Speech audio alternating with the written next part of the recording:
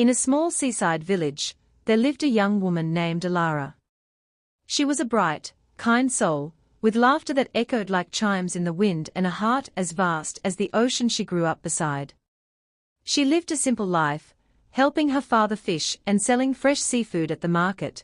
Alara had dreams of seeing the world beyond the shore, of chasing new horizons and making memories in far-off places. One evening, a storm came to the village, wild and fierce. As the villagers huddled indoors, the waves battered the coast and darkness fell heavy over the town. But when dawn broke and the sky cleared, something unexpected appeared on the shore.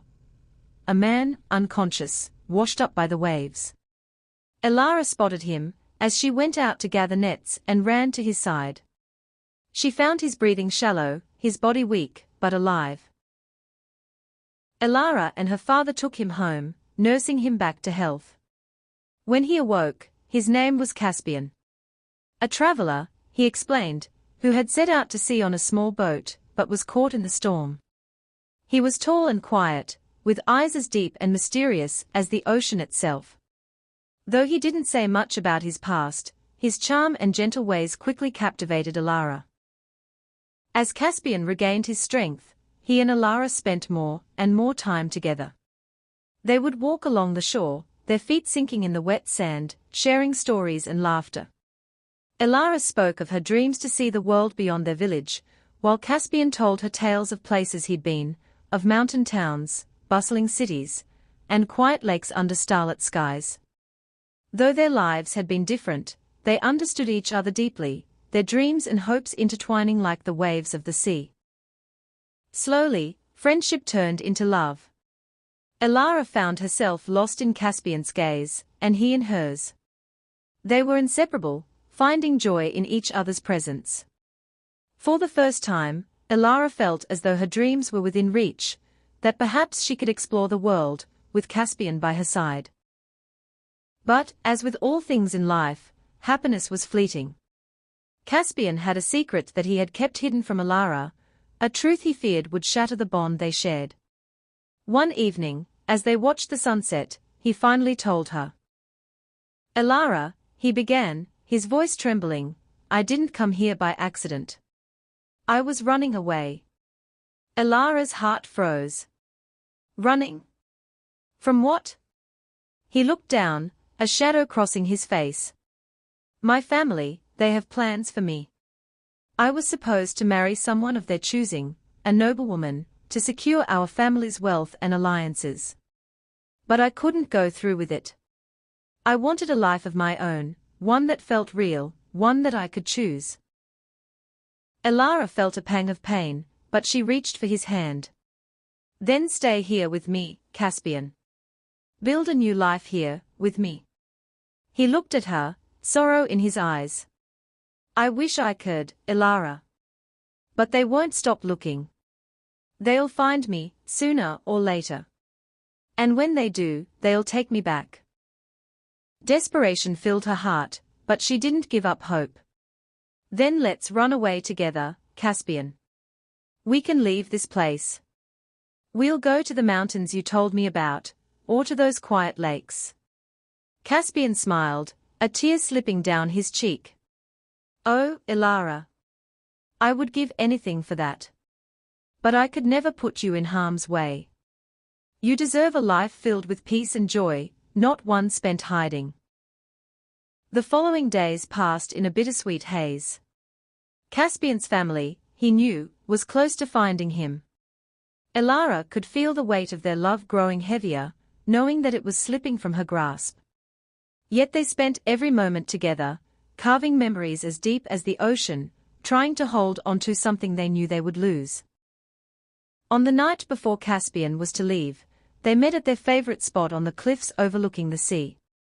The moon was full, casting a silver glow over the waves. They sat together, wrapped in silence, the weight of unspoken words hanging between them.